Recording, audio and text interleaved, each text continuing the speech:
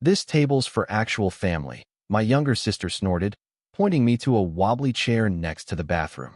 Everyone laughed while I ate alone. Then the waiter brought over the $2,800 bill and said, "You're the one who booked it, right?" I just pointed to my sister and said, "Ask Mississippi actual family." I, 34M, never expected my younger sister's engagement dinner to become the most satisfying evening of my adult life, but here we are. The whole mess started 3 weeks earlier when my sister called me in tears. She was getting engaged to some finance guy she'd been dating for 8 months, and she wanted to throw this massive dinner at Enzo's, the most expensive Italian place downtown. The problem was her credit was shot from her shopping addiction, and her fiancé was apparently being conservative with wedding expenses. She begged me to book the reservation and put down the deposit, swearing she'd pay me back before the dinner. I knew better, but she's always been the family favorite, and saying no to her usually meant dealing with our parents breathing down my neck for weeks. So like an idiot, I agreed. I should have seen the warning signs when she started inviting people without telling me.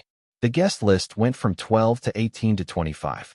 Every time I asked about payment, she'd deflect with wedding stress or promise to handle it later. The night finally arrived, and I showed up at Enzo's wearing my best suit, carrying a card and gift for the happy couple.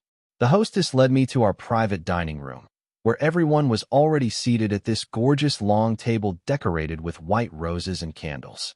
That's when my sister looked up from her conversation, and her face completely changed. She pointed at me like I was some kind of pest who'd wandered in off the street. She told me the table was for actual family, her voice dripping with this fake sweetness that made my stomach turn. Then she pointed to this rickety chair they'd set up next to the bathroom door, explaining that's where I'd be sitting since I wasn't really part of the celebration. The entire table erupted in laughter. Her future in-laws, our cousins, even our own parents were chuckling like she'd just delivered the punchline of the century. 25 people watching me get humiliated, and not one person spoke up. I stood there for what felt like forever, feeling the heat creep up my neck. My sister was practically glowing with satisfaction, probably thinking she'd put me in my place once and for all. Her fiancé was smirking behind his wine glass, and our mother was shaking her head like I'd done something wrong just by existing. Instead of making a scene, I walked over to that wobbly chair and sat down. The table was so far away I could barely hear the conversations, and every time someone walked to the bathroom, they'd bump into my chair or give me dirty looks for being in their way. I sat there eating bread rolls and watching my family toast my sister's future while treating me like hired help. Every laugh from their table felt like another slap. The worst part was seeing our parents go along with it, raising their glasses and making speeches about family while their son ate alone next to the toilet. About 2 hours into this nightmare, the waiter approached me with a leather folder. He apologized for interrupting, but explained he needed to settle the bill with whoever made the reservation. The total was $2,800. I looked at that number and felt something shift inside me. $2,800 for the privilege of being humiliated in front of my entire family.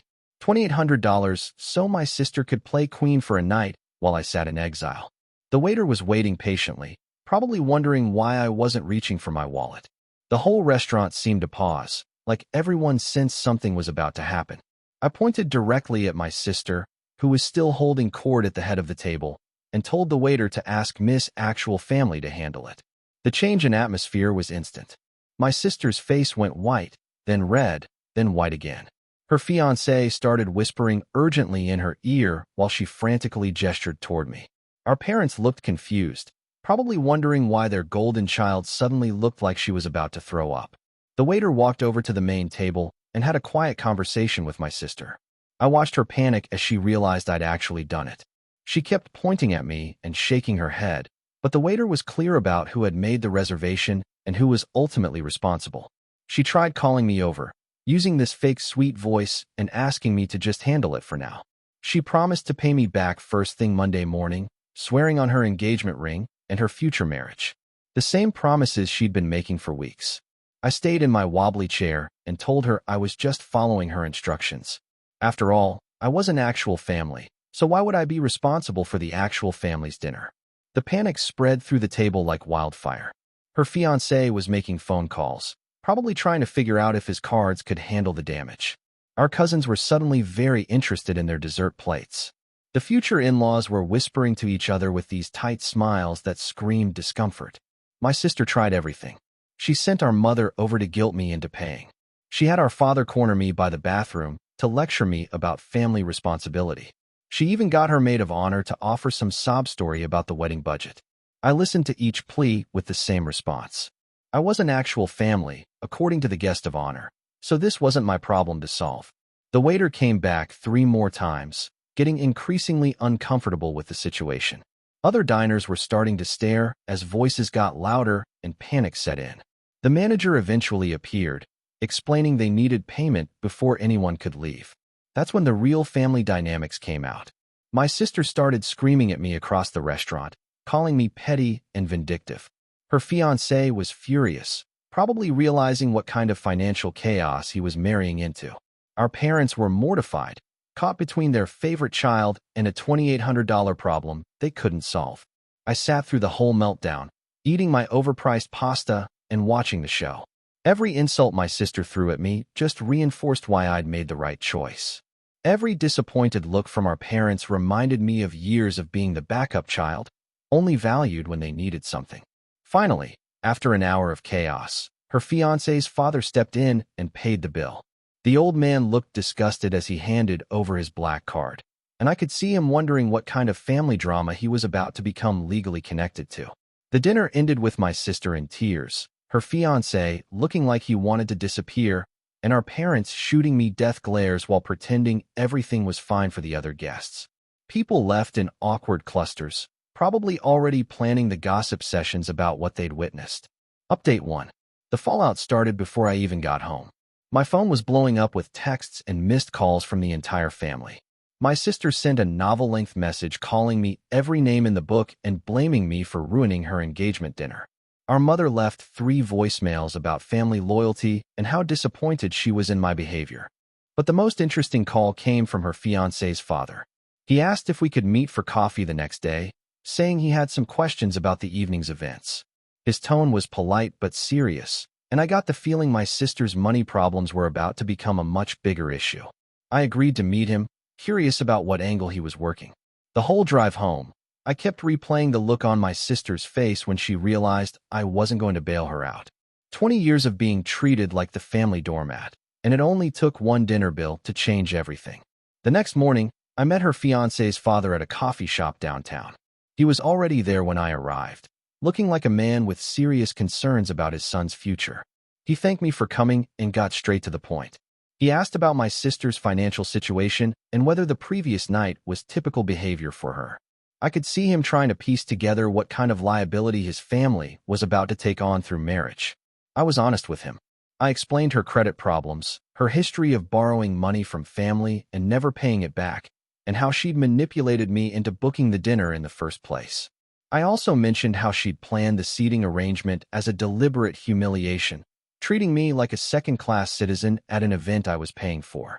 He listened without judgment, taking notes and asking follow-up questions. By the end of our conversation, it was clear he was documenting everything for a serious discussion with his son. He thanked me for my honesty and admitted he'd suspected there were financial red flags, but hadn't wanted to interfere in his son's relationship. After witnessing the dinner disaster and hearing my side of the story, he was reconsidering his hands-off approach. Update 2. 3 days later, my sister showed up at my apartment unannounced, looking like she hadn't slept in a week. She was crying before I even opened the door fully, begging me to call her fiancé's father and tell him I'd been lying about everything. Apparently, the old man had shared our conversation with his son, and now the engagement was on thin ice. Her fiancé was demanding she prove she could handle money responsibly before they moved forward with wedding plans. He'd also insisted on separate finances and a prenup, which had sent my sister into a complete meltdown. She offered to pay me back for the dinner immediately, pulling out a check she'd somehow scraped together. She swore she'd learned her lesson and would never treat me badly again. She even apologized for the seating arrangement, admitting it was cruel and unnecessary.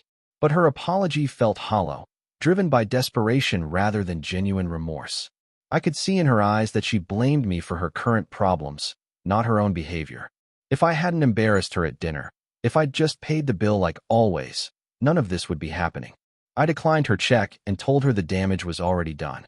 Actions have consequences, and she was finally facing some real ones for the first time in her adult life. The money wasn't the point anymore. It was about respect and accountability.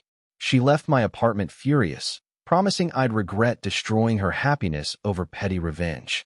She accused me of being jealous of her engagement and said I'd rather see her miserable than married. Update 3. 2 weeks later, I got a call from our mother summoning me to a family meeting. Both parents were waiting in the living room with these grave expressions, like someone had died. They'd clearly rehearsed their intervention speech. They started with guilt tactics, talking about family unity and forgiveness. They moved on to practical concerns, explaining how my actions were affecting everyone's relationships and causing unnecessary drama. Finally, they got to their real agenda, demanding I call the fiancé's family and smooth things over. Apparently, the engagement was still happening, but the wedding planning had become a nightmare of financial oversight and trust issues. My sister's future in-laws were treating every expense like a potential red flag, and the romantic excitement had been replaced by spreadsheets and budget meetings. Our parents blamed me for turning a simple family dinner into a relationship crisis. They couldn't understand why I hadn't just paid the bill and handled the seating situation privately later. In their minds, family loyalty meant enabling bad behavior to keep the peace. I listened to their lecture and calmly explained my perspective. I'd been financially and emotionally abused by this family for years, treated like a walking ATM and backup plan rather than an equal member. The dinner was just the final straw in a lifetime of disrespect. I pointed out that they'd sat there laughing while their daughter humiliated me in public, never once considering how cruel and unnecessary it was.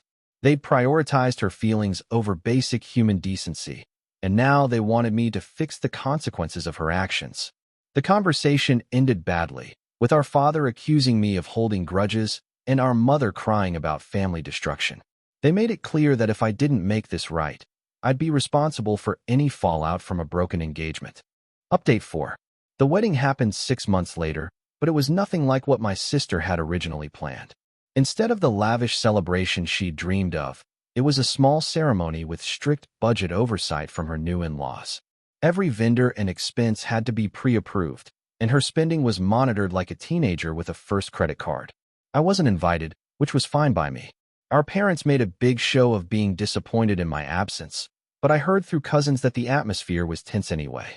The bride looked beautiful but stressed, and the groom's family maintained polite distance throughout the festivities. My sister's new husband had insisted on separate bank accounts and a detailed prenup that protected his family's assets. Her credit cards were canceled, and she was given a monthly allowance for personal expenses. It wasn't the fairy tale marriage she'd envisioned, but it was the reality her behavior had created. 3 months after the wedding, I received an unexpected text from my sister. No apology or acknowledgement of what had happened, just a simple message saying she finally understood why I'd done what I did at the dinner. She'd apparently suggested throwing an expensive birthday party for her new mother-in-law, only to be told she needed to earn back trust before being given that kind of financial responsibility. For the first time in her adult life, she was experiencing real consequences for her spending habits and manipulation tactics. Her new family wasn't willing to enable her behavior the way ours always had, and she was struggling to adjust to accountability. I never responded to her text, but I felt a strange sense of closure reading it. Sometimes the best revenge is simply refusing to be someone's safety net and letting them face the natural consequences of their choices. That dinner bill wasn't about money. It was about respect, boundaries, and finally standing up for myself after years of being taken for granted. The wobbly chair next to the bathroom turned out to be the perfect metaphor for my place in that family. But sometimes, changing your perspective means refusing to accept the seat they've assigned you and walking away from the table entirely.